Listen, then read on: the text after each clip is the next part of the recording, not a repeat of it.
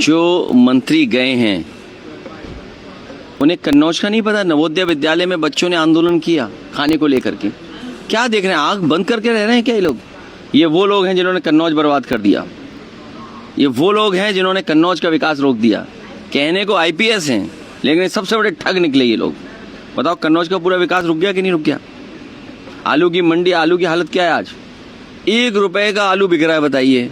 $1 trillion economy की बात करने वाले लोग 1 रुपए में आलू बेच रहे हैं। और जैन अल्फा लखनऊ में तमाम जगह पर अपने सवालों को लेकर सड़कों पर हैं। तो ये सरकार कर क्या रही थी 9 साल से? ये इतनी इंजन वाली सरकार क्या कर रही थी सरकार?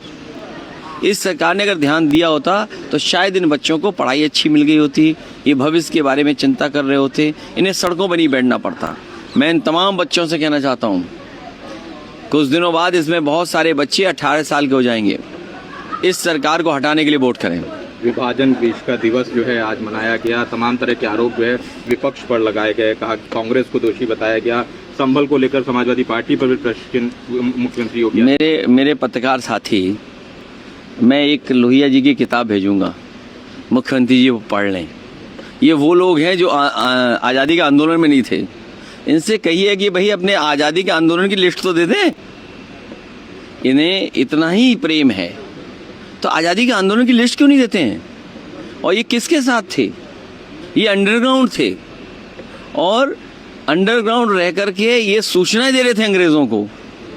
इसमें बहुत सारे ऐसे लोग हैं सत्ता में जिनके पुराने लोग यही काम करते थे।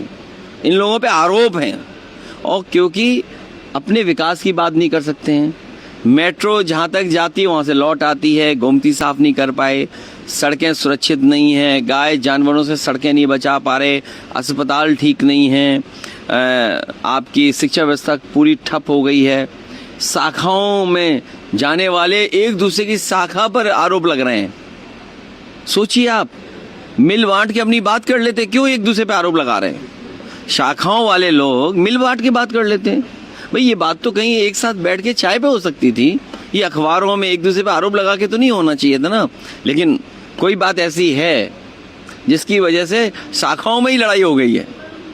तो शिक्षा व्यवस्था ध्वस्त है, एम्बुलेंस व्यवस्था ध्वस्त है, आपके पुलिस को करप्ट बना दिया इन्होंने, और किस तरह का भेदभाव करना पड़ रहा है। मैं आज जिस कम्युनिटी के लोगों से मिलने आया हूँ, मैंने जानकारी हासिल की और उन्होंने जानकारी दी। एक मरे हुए 10-12 साल पहले मरे हुए आदमी पे एफआईआर लिखा दी। बताओ, 1947 की बात कर रहे हैं लोग और आज़ादी के इतने वर्षों के बाद मरे हुए पे एफआईआर हो रही। बताइए आप, जो व्यक्ति 12 साल पहले मर गया हो उस पे एफआईआर हो रही है। तो इस व्यवस्था कौन सुधारेगा? सर, उत्तराखंड में मल्लिकार्जुन खड़गे गए थे, वहाँ पर जो है मंच को खुलवाया गया उसके जाने के बाद। ये अच्छी बात नहीं है। इनके अंदर भेदभाव की भावना है, कभी समान नहीं समझते। ये समाजवादी सोच के नहीं हैं, ये राम राज्य की सोच के लोग नहीं हैं, ये भेदभाव वाले सोच के लोग हैं। ये चाहते हैं समाज में दूरियां बनी रहें, एक दूसरे के प्रति नफरत हो। ये जानबूझ करके नफरत फैलाने के लिए काम किया। और पहले तो हमारा घर धुलवाया था इन्होंने। हम जिस मंदिर में गए, मंदिर गंगा जल से धुलवाया इन्होंने।